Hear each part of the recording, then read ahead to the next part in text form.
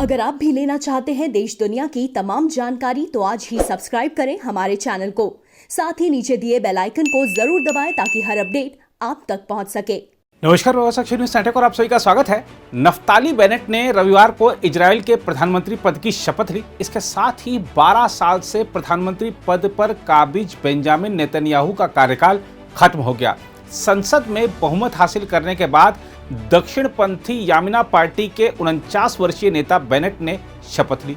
इससे पहले इजराइल की 120 सदस्यीय संसद नेसेट में 60 सदस्यों ने पक्ष में और 59 सदस्यों ने विरोध में मतदान किया। इस दौरान एक सदस्य अनुपस्थित रहा।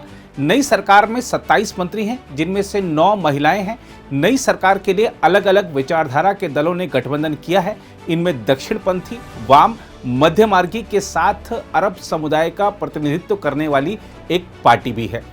येश एतिद पार्टी के मिकी लेवी को संसद का स्पीकर चुना गया है। उनके पक्ष में 67 सदस्यों ने मतदान किया।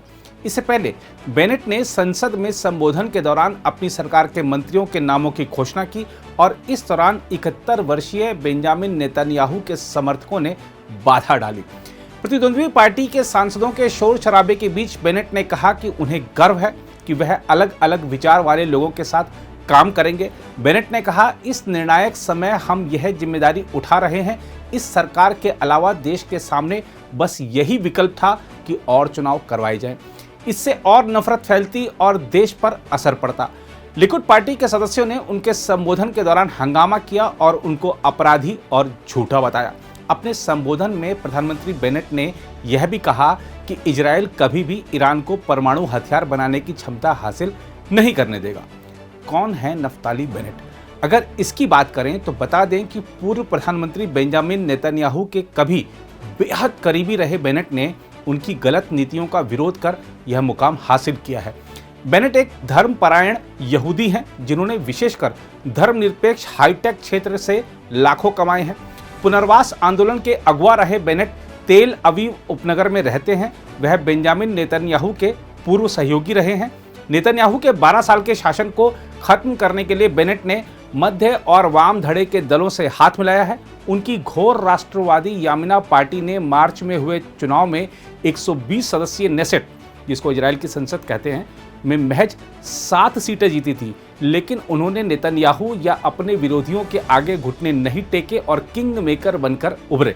अपनी धार्मिक राष्ट्रवादी पार्टी से एक सदस्य के पार्टी छोड़ने के बावजूद आज सत्ता का ताज उनके सिर पर है। बेनेट लंबे समय तक नेतन्याहू का दाहिना हाथ रहे थे, लेकिन वह उनके गठबंधन के तौर तरीकों से नाखुश थे।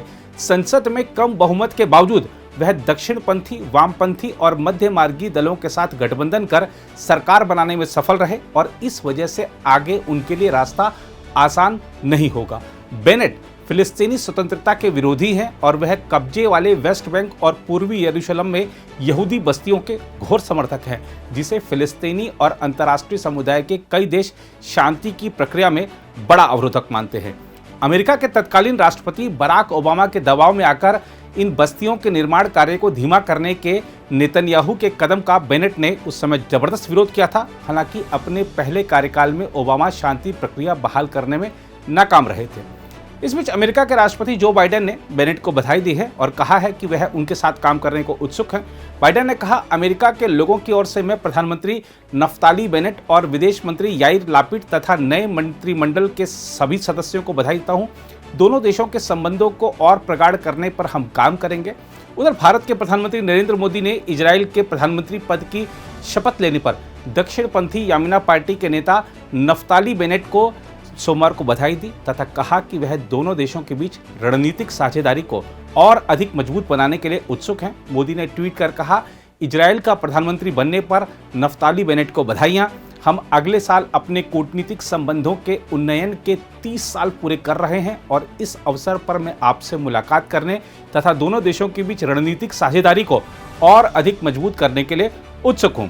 प्रधानमंत्री मोदी ने सफल कार्यकाल की समाप्ति पर पूर्व प्रधानमंत्री और अपने मित्र नेतन्याहू की सराहना की और भारत इजराइल रणनीतिक साझेदारी पर निजी तौर पर ध्यान देने के लिए उनके नेतृत्व के प्रति आभार भी जताया।